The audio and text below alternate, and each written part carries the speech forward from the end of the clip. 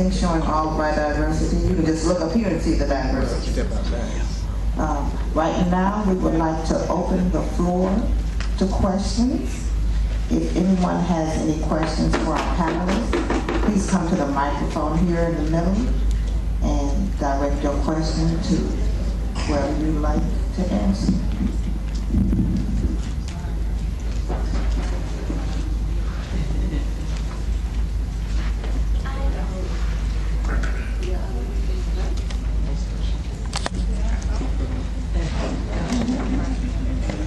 Don't all worship at the same time. Edward Ortman. I'm going to chat a little bit if I may. I know years ago I just had no earthly idea what to say to a woman in a hijab. And I think that's part of the trouble that a lot of Americans have. You may sometimes have to initiate the discussion with just a hey or a hello or something like that in the aisle of the grocery store. I found if I now know enough to say, hey, salam alaikum. Sometimes I'll get a cheery salam back, and sometimes I'll get a strange stare with, are you Muslim? To which my answer is, no, I'm Jewish. That's another minority. We get along fine. I have taken, my wife and I some years ago, well, I'm Jewish, she's Christian. When we married, we agreed we'd be active both in the synagogue and the church, and a few years ago we decided we better start attending the neighborhood mosque too. And I seemed to fit in fine. I figured out all the notions and read the prayers and decided they were unobjectionable and that kind of thing.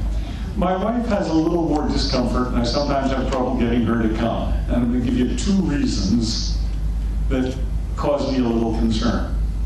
First, hey, she's a Christian. She doesn't feel any obligation to have her hair completely covered. And whenever she goes in, the women are busily trying to get her hair completely covered. She finds that a little uncomfortable. Second, we've been to a mosque picnic, for example. Many of them go fine. But we've been to one mosque picnic where, hey, the men were at this end of the field, the women were at that end of the field, the men had plenty of food, the women had run out. None of the women were willing to go over to the men and say, hey, we need more food. Finally, my wife tromped over and brought back a few trays full.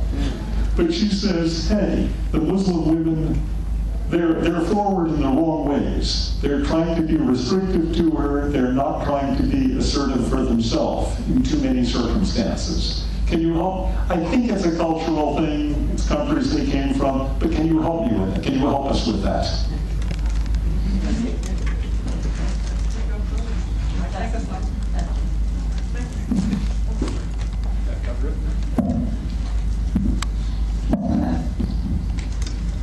I've done a lot of interfaith work, actually, on the board of 2 interfaith organizations in Atlanta. And I'm on the board of one called World Pilgrims, where we take groups of Jews, Christians, and Muslims to countries around the world. So we have been to Turkey, Greece, Morocco, Spain, and we've also been to Jerusalem. And when we went to, we always do Salat al-Jum'ah, Friday service, a Shabbat service, and then a Christian service. So I remember one time when we were in Jerusalem, when we walked to the synagogue for Shabbat service, and the men were on one side and the women were on the other. So there is separation when it comes to prayers, and the separation when it comes to social events, that is to maintain a certain level of modesty and decorum. Going hungry, no.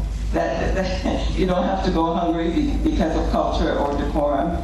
I think that sometimes culture and religion overlap so much and people don't know where one starts and one begins. I often explain this by saying to people, imagine if you knew nothing about Christianity and you came here in December. Wouldn't you think that an overweight man in a red suit with a white beard was part of Christian theology? Because of how much it is. And so when people look at certain things that Muslims do, they automatically think that all that is Islam. It's not. Much of it has to do with the culture.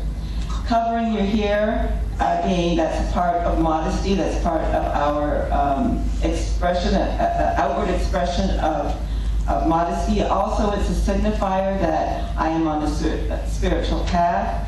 I remember, again, walking by the Wailing Wall in Jerusalem, and there were Orthodox Ethiopian Christians, Muslim women, and Orthodox Jewish women. We all had our hair covered, and there was like, who is who? We were all the same.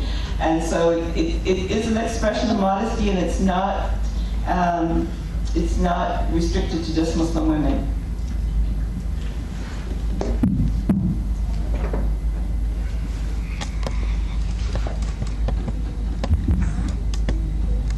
I would just add that I understand that it might be uncomfortable if someone else is trying to cover your hair for you, though.